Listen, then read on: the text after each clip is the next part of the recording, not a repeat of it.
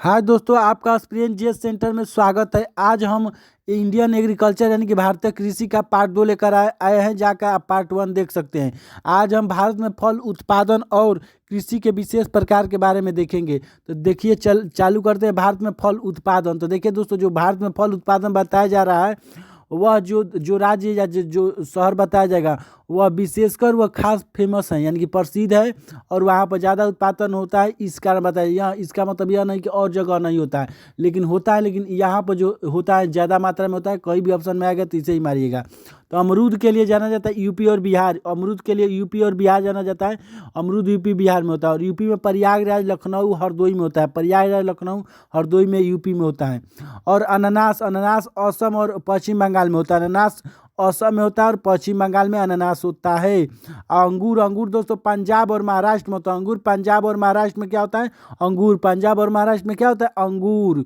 और देखिए, आम आम यूपी में होता है। यूपी के हरदोई और लखनऊ फेमस है। पहले बताया गया कि बनारस में भी होता है, लेकिन इसका मतलब यह नहीं है कि और शहरों में नहीं होता है। लेकिन आप देखिएगा तो यही मारिएगा। आम यूपी में, यूपी आम के लिए यूपी फेमस है। यूपी आम यूपी में होता है, हरदोई और लखनऊ। केला केला दोस्तों देखें, केरला और कर्नाटक। केला कहाँ होता है? तो केरला और कर्नाटक में केला होता है। केला केरला और कर्नाटक में क्या होता है? केरला कर्नाटक। केला केला केला। लीची के लिए यूपी और बिहार फेमस है। यूपी और बिहार लीची के लिए फेमस है। और बिहार में खासकर चंपारण और मुजफ्फरपुर मुजफ्फरपुर और चंपारण का लीची बहुत फेमस है। और देखिए दोस्तों, एक और बात है कि आप आम के पेड़ पौधे या किसी भी की भी पत्तियां देखेंगे, अगर उसके बीच में सफ़ेद धाबा होता है तो नाइट्रोजन के कमी से होता है। दोस्तों, किसके कमी से? नाइट्रोजन के कमी से पत्तियों के बीच में सफ़ेद धब्बा दिखाई देता है। तो समझ जाइए नाइट्रोजन का कमी है उस पेड़ में, इसीलिए पत्तियों के बीच सफ़ेद धब्बा दिखाई देता है। और देखिए दोस्तों, अगर मैग्नीशियम क्लोरोफिल का अवयव है, मैग्नीशियम क्लोरोफिल का अवयव है, इसके बिना कोई पौधा हरा नहीं होता है।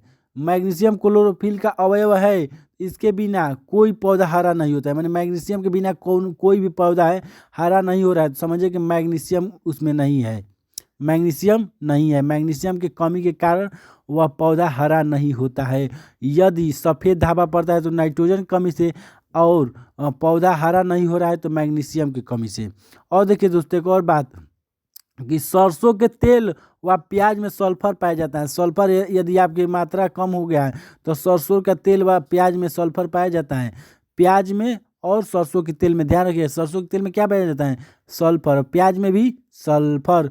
और देखिए दोस्तों, यह तो आप सभी जानते हो कि जिस भूमि में क्षार की मात्रा अधिक हो उसे बंजर या ऊसर कहते हैं। देखिए दोस्तों, कहा जाता है कि ज़्यादातर जो मिट्टी होता है ना, उसको कम से कम आप अपने ब्लॉक पर जाकर मिट्टी का जांच करवा सकते हैं, यदि आप किसान हैं तो। क्योंकि देखिए दोस्तों, ज़्यादा क्षारकता यदि आपकी मिट्टी में आ जाता है और ज़्यादा लवणता, तो दोनों सही नहीं है। आपके मिट्टी के लिए ज़्यादा लवणता भी सही नहीं है और ज़्यादा क्षारकता भी नहीं। क्षार यदि कहा जाता है ना कि खेतों में चूना या सुने होंगे या नमक मार दिया जाता है तो खेत ऊसर हो जाता है, यानी क्या हो जाता है? क्षार हो जाता है। उसमें क्षार की मात्रा हो जाएगी तो खुद ही स्वयं बंजर हो जाएगा। तो जिस भूमि में क्षार की मात्रा अधिक होती है उसे बंजर या हम लोग ऊसर कहते हैं। उसमें उत्पादन ही नहीं होगा तो उसे हम क्या करेंगे? बंजरे तो कहेंगे। क्षारकता की मात्रा हो जाएगा तो, और उसे हम लोग, अगर क्षार है तो क्षार को कम करने के लिए चूना वूना डाला जाता है लगभग। तो यह चीज़ है जो देखना चाहिए, जांच करवाने पर पता चलेगा।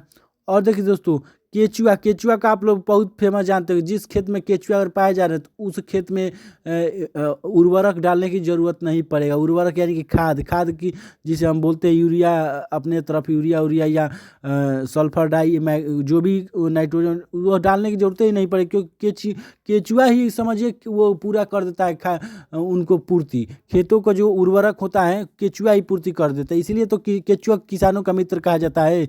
और साथ में प्रकृति का हलवाहा का भी कहा जाता है, क्योंकि प्रकृति का वो मिट्टी को क्या कर देता है? पूरा वो उसको उपजाऊ कर देता है। तो प्रकृति का हलवासा किसे कहते हैं? केचुआ को। इसे किसान का मित्र कहते हैं, पृथ्वी की आत भी कहते हैं।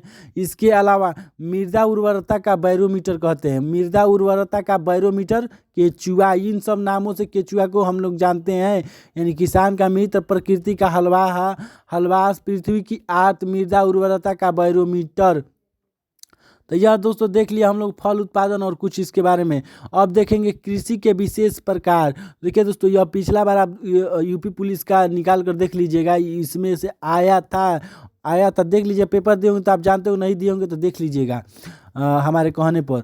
और देखिए, तो पीछे वाले एग्जाम में भी देख लीजिए, प्रीवियस ईयर में भी देख लीजिएगा, यह आता है, आगे भी आएगा। इसको ध्यान में रख कर देख लीजिएगा, ध्यान में रख कर इसको देख कर जाइएगा, कहीं भी एग्जाम में आता है और आएगा। तो देखिए, बीटी कल्चर मतलब क्या होता है? बीटी कल्चर मतलब अंगूर की खेती। बीटी कल्चर का मतलब होता है अंगूर की खेती। बीटी कल्चर किससे संबंधित? अंगूर की खेती से संबंधित होता है। और देखिए, बीटी से अंगूर, बीटी अंगूर की खेती। पीसी कल्चर मछली पालन की प्रक्रिया। पीसी देखिए दोस्तों, मसाला तो मछली बनता है तो मसाला तो पीसना ही पड़ता है, मछली बनता है तो मसाला तो पीसना ही पड़ता है, यह कल्चर है हमारे यहाँ कि पीसना पड़ेगा। तो पीसी कल्चर मछली पालन की प्रक्रिया। और वीटी कल्चर अंगूर की खेती को वीटी कल्चर कहते हैं। और सेरी कल्चर रेशम उत्पादन की प्रक्रिया। सेरी कल्चर क्या होता है दोस्तों? रेशम उत्पादन की प्रक्रिया को सेरी कल्चर को हम रेशम उत्पादन से क्लिक कर लेंगे। रेशा उल्टा कर देंगे तो रेस ऐसे टाइप का आ जाएगा। तो सेरी कल्चर क्या होता है? रेशम उत्पादन की प्रक्रिया। और देखिए दोस्तों, हार्टिकल्चर होता है फलों का उत्पादन।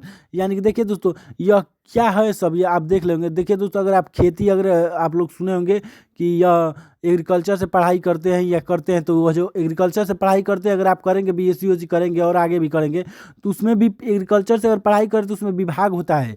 तो कहा जाता है कि बीटीकल्चर से पढ़ाई करें, तो यानी कि यह पढ़ाई है बीटीकल्चर में का। यदि आप पढ़ रहे हैं पढ़ाई, तो आप समझिए अंगूर की खेती के बारे में बस पढ़ रहे हैं, अंगूर की खेती के बारे। अगर पीसी कल्चर की पढ़ाई पर है तो मछली पालन की प्रक्रिया पढ़ते हैं। जैसे आप एग्रीकल्चर की पढ़ाई पढ़ने जाएंगे ना, तो इसमें भी अलग अलग होता है कि आप किस से बीटी कल्चर से पढ़ेंगे, पीसी कल्चर से कि सेरी कल्चर से। यानी होता है कि अगर आप बीटी कल्चर की पढ़ाई पढ़ते हैं, यानी कि बुक भी आप लाकर पढ़ सकते हैं, खुद भी स्वयं भी पढ़ सकते हैं। बीटी कल्चर में अंगूर की खेती के बारे में दिया जाएगा, पीसी कल्चर में मछली पालन के, सेरीकल्चर में रेशम उत्पादन के, और हार्टिकल्चर में फलों का उत्पादन। जो अगर हार्टिकल्चर की पढ़ाई कर रहा है कहेगा कि हम हार्टिकल्चर की पढ़ाई करते हैं।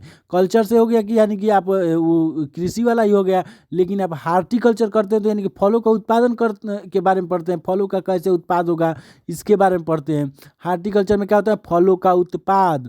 और आलवी कल्चर में मतलब होता है जैतून की कृषि। दोस्तों, जैतून की कृषि आलवी कल्चर का मतलब होता है जैतून की कृषि। जैतून की कृषि के क्या कहते हैं? आलवी कल्चर। और देखिए दोस्तों, मधुमक्खी यानी कि शहद पालन, मधुमक्खी पालेंगे तभी तो शहद मिलेगा। तो मधुमक्खी पालन को हम बोलते हैं एपी कल्चर को मधुमक्खी पालन को एपी कल्चर मधुमक्खी पालन।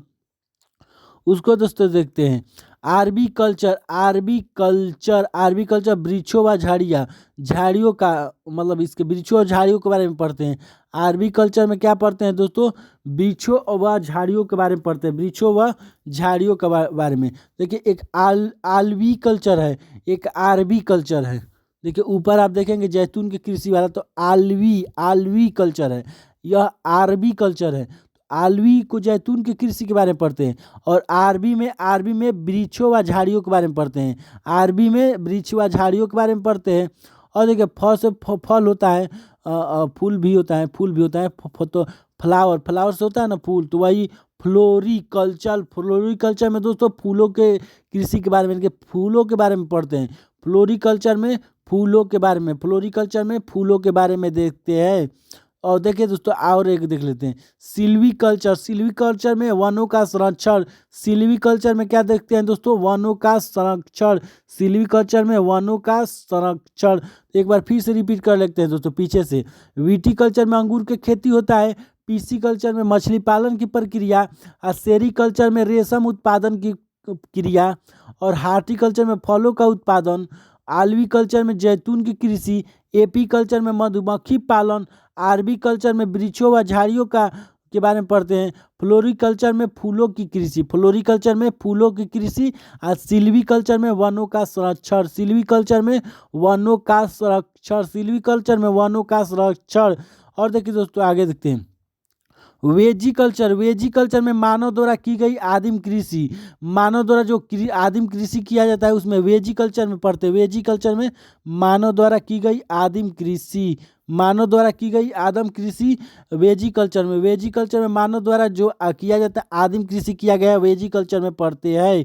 और नेमरी कल्चर, नेमरी कल्चर में वनों से फल फूल कंदमूल फल संग्रह, वनों से फल फूल कंदमूल फल संग्रह हो रहा है तो उसे नेमरी कल्चर में पढ़ते हैं।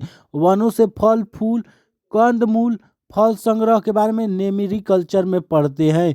ओलेरी कल्चर में सब्जी, ओलेरी कल्चर में हम सब्जी के बारे में पढ़ते हैं, सब्जी के उत्पादन के बारे में, कैसे सब्जी उगाया जाएगा, कैसे होगा, यानी कि ओलेरी कल्चर में पढ़ते हैं। ओलेरी कल्चर में सब्जी के बारे में पढ़ते हैं, ओलेरी कल्चर में सब्जी के विषय में पढ़ते हैं। अब मेरी कल्चर में समुद्री जीवों का उत्पादन, मेरी कल्चर में समुद्र, तब मेरीनो होता है ना, मैरीनो तो यानी कि समुद्र के पास ही होता है, तो मेरी कल्चर में समुद्र जीवों का उत्पादन। और वर्मी कल्चर, वर्मी से क्या होता है, वर्मी कंपोस्ट, यानी कि वर्मी से होता है खाद टाइप का होता है, तो केचुआ से आप रिलेट कर लेंगे तो वर्मी कल्चर केचुआ पालन से होता है। वर्मी कल्चर केचुआ पालन, वर्मी कल्चर से क्या होता है दोस्तों, केचुआ पालन, वर्मी कल्चर केचुआ पालन। अब पामोलॉजी में होता है फल विज्ञान के बारे में पढ़ते हैं, पामोलॉजी में फल के विज्ञान के विषय में पढ़ते हैं, फल के बारे में पढ़ते हैं, तो वह पामोलॉजी में पढ़ते हैं। पामोलॉजी में फल विज्ञान के बारे में पढ़ते हैं दोस्तों, फल विज्ञान के बारे में, फलों के बारे में पामोलॉजी में पढ़ते हैं। अब मोरी कल्चर में रेशम कीट हेतु शहतूत की खेती, रेशम कीट के लिए रेशम कीट की जरूरत है तो उसके लिए शहतूत की खेती, यानी कि शहतूत के बारे में हम मोरी कल्चर में पढ़ते हैं कि शहतूत की खेती करेंगे तो कैसे हम रेशम कीट को उगा लेंगे, यह पढ़ते हैं।